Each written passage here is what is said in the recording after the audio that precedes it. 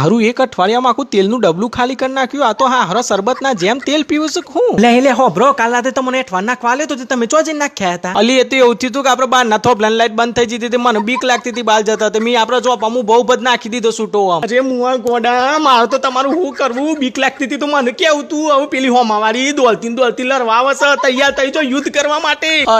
હા હારા હું તો કોક હારું કરવા જાઉં છું, મારે તો શીખર બધું ઊંધું જ ચમ થાય છે. હવે શું કર્યું? ના ચોથ જોઈ મેના રાની. ઓહો મારી રાહ જોઈને જ ઉભો તો હે ને. અરે આવો બુન બાર હું કામ ઉભો છો? આવો કે ઘર મોઈને વાત કરીએ છીએ, આવો તમે અંદર. અરે એ સોની બકરી, મારા આગળ બહુ ડાયબા નહીં બનવાનું બરાબર. નાના પોઢો તમારે બધાને ભરવાનો ને અઠવાડ મારા ઘેર હેનો આવે. અરે બકલી પણ તું વાત તો ખબર એવું કશું નહીં, પણ આમાં શું થયું કે ઓના મારા અંધારામાં બીક લાગે છે એટલે ઉતાવળમાં આ પગલું પર રહી ગયું છે ઓનાથી. નાના મેં હારી એમ નહીં, આ તારો ઘર વાળો આવડો મોટો આખલા જેવો છે, તેની હેની બીક લાગે છે. તો કોઈ દૂધ પીતો છે, એક કોમ કરીને બહાર કાઢતો ની બીક બધી બહાર કાઢું. એ બંધ થશે ગધ્યારી. હા હરી હા ગદ્દી, તો એમ કે આ બધી કોઈ ભૂલો નહીં, આ બધું જોઈને આ બધા ખેલ કરવામાં આવ્યા છે. આ તમારું ઝેર છે મારા ઉપર. એ બોડાડી, તારા મોઢામાં શેદુરવેર અને નાના મારા તારા ઉપર હેનું ઝેર કાઢ્યું છે.